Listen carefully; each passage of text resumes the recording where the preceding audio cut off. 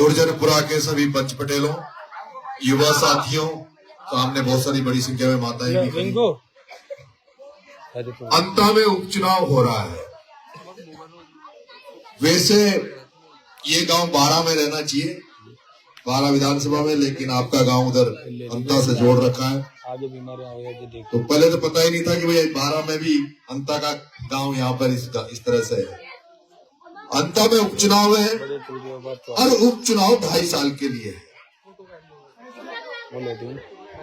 और ये पहली बार उपचुनाव अंता की धरती पे हो रहा है।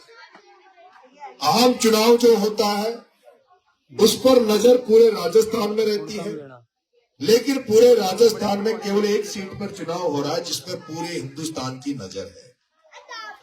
जब पूरे हिंदुस्तान की नजर यहाँ है तो यहाँ जो कांग्रेस और भारतीय जनता पार्टी के व्यक्ति जो चुनाव लड़ रहे हैं, जिन्हें दोनों पार्टियों ने टिकट दिया है, वो अपना पार्टी का झंडा लेकर आपके बीच में आएंगे, पार्टी के नेता लेकर अपने बीच में आएंगे, बड़े बड़े नेता उनके साथ प्रचार करने आपके बीच में आएंगे। लेकिन ये नरेश मीणा एक साधारण परिवार में पैदा हुआ लड़का, जो 25 साल से छात्र राजनीति से निकलकर आया हुआ लड़का, जो 25 साल से जन सेवा में लगा हुआ है, जनता के हकों और हकूकों की लड़ाई लड़ता है।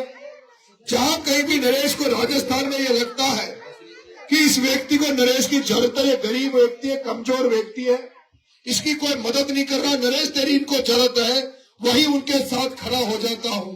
और इस 25 साल की लड़ाई में मैं जो 25 साल जनता की लड़ाई लड़ता रहा, उसमें मुझे जो मिला वो मुझे कोई पद नहीं मिला, ओहदा नहीं मिला, मुझे मिला 25 साल की जनता की सेवा जो मैंने की, उसकी एवज में मुझे मिला तो 14 बार मैं जेल के दर्शन करके आया हूं। जब 14 बार जेल यात्रा करके जनता के लिए मैं आया,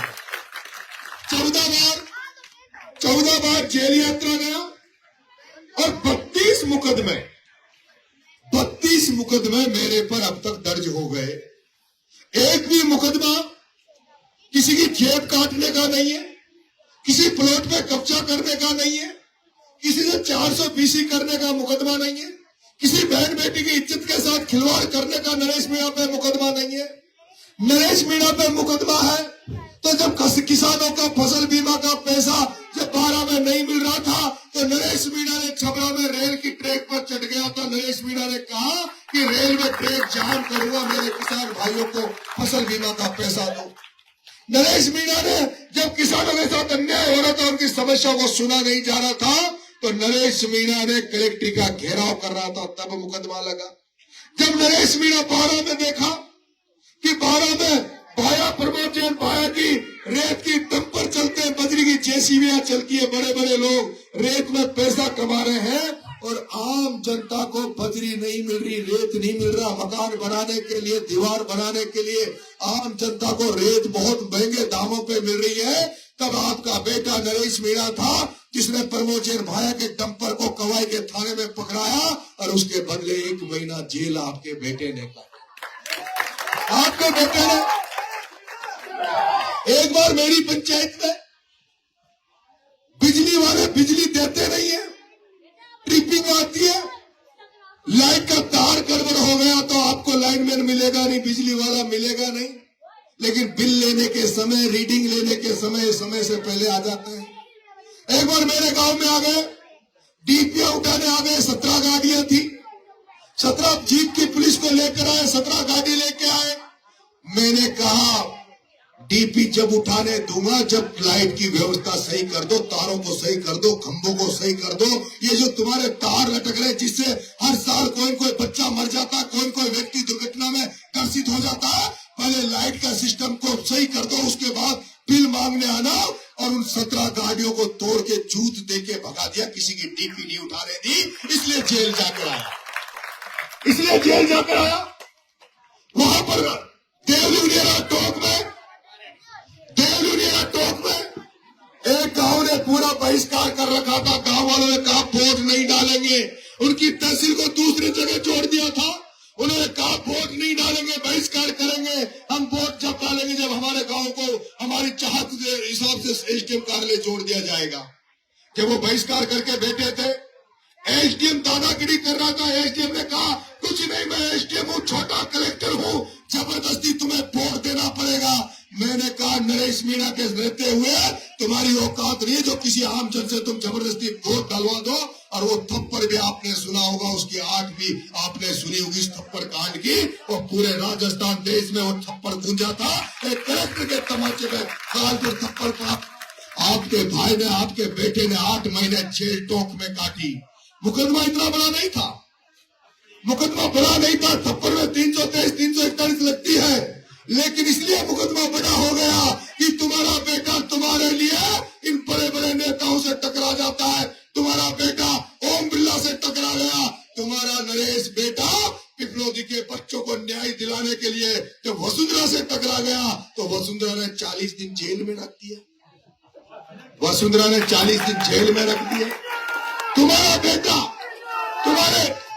तुम्हारे बीच में जब बोल रहा हूं, यहाँ पर बेरवा समाज, मेघवाल समाज, दलित समाज बहुत है, ठाकर समाज भी है।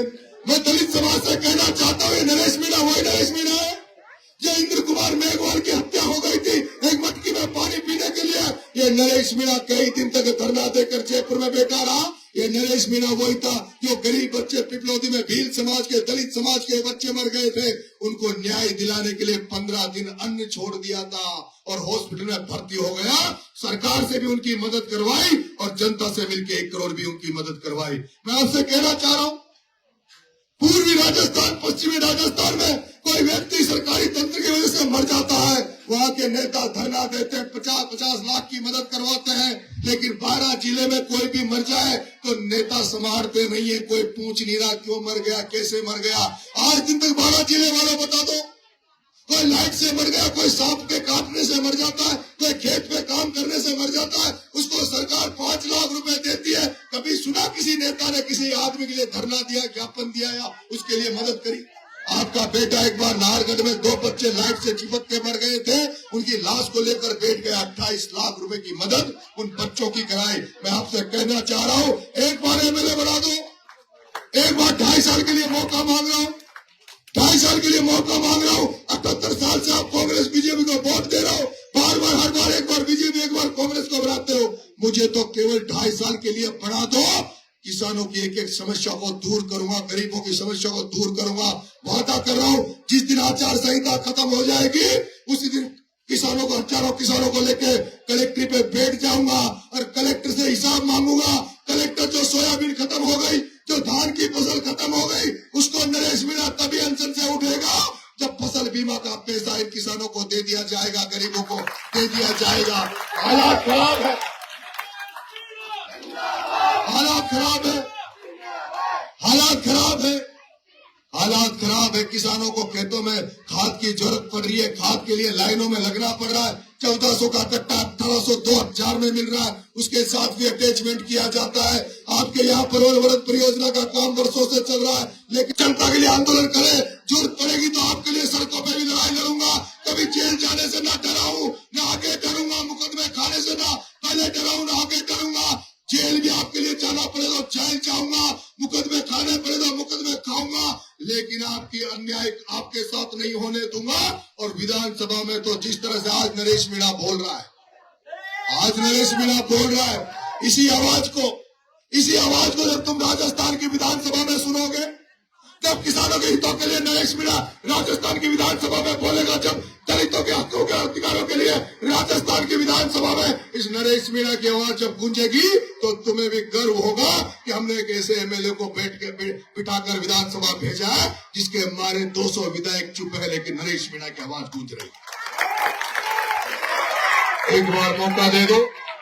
आज आप 5-7 एमएलए को जानते होंगे, 200 एमएलए राजस्थान में, 200 एमएलए को नहीं जानते होंगे, लेकिन पूरा राजस्थान आपके बेटे को जानता है, पूरा राजस्थान नरेश मीणा को जानता है। किसी भी कोने में जाके कहोगे कि हम नरेश मीणा की विधानसभा के हैं, हम नरेश मीणा के वोटर हैं, तो आपको मान भी मिलेगा, सम्मान भी मिलेगा।